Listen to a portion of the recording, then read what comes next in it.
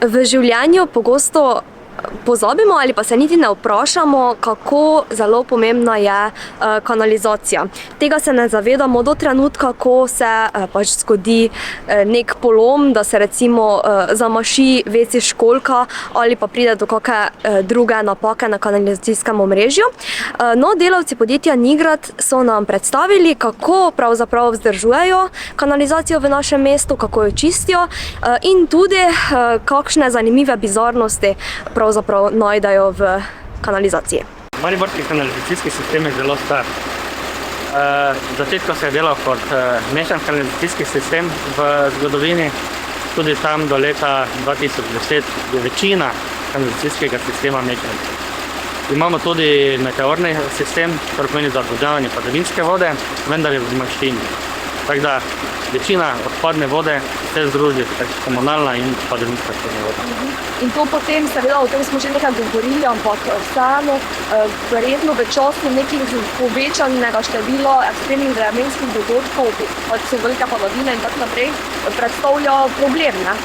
Tako. Mariborski kanalizacijski sistem ni samo gravitacijski sistem, to pomeni, da bi voda pod vplivom gravitacije z naravnim padcem odtekala, ampak imamo na tem sistemu tudi več črpališč, več objektov, v katerih se zadržuje voda in glede na vremenske razmere, ki so v zadnjem času bolj ali manj ekstremne. Samo če pogledamo prejšnji, oziroma že ta teden, namesto da bi snežila, je bolj deževala, smo imeli enormne pretoke v kanalizacijskem sistemu, kar je neobičajno za ta letni čas, januar, da o poletnih nevihtah in neurjah sploh ne govorimo, ker je do preplavljanja kanalizacijskega sistema. Kohezijska sredstva, katera ima občina dodeljena, so namenjena izgradnji nove kanalizacije. Predvsem nove kanalizacije, manjkajoče, ki še je potrebno dograditi v mestni občini Maribor.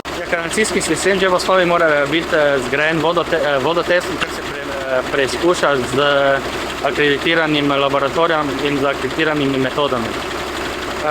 Svoj čas v prejšnjih letih tega niso delali, ker pač to ni bilo nekako možno, tudi laboratorij ne, vendar je bila kakovost izgradnje izredno visoka. Tako da je kanalizacija, ki jo mi snemamo, pa gledamo, izredno dobro zgrajena in vodotesna.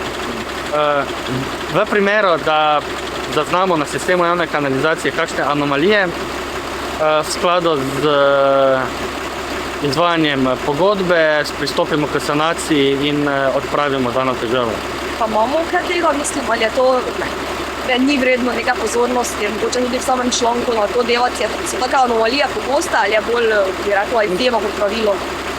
Bolj izjema kot pravilo. Mi imamo največ težav, kot je bilo že predhodno povedano, za preplavljanjem kanalizacijskega sistema ob izrednih dogodkih, ki so predvsem namenjeni dež in nevihte.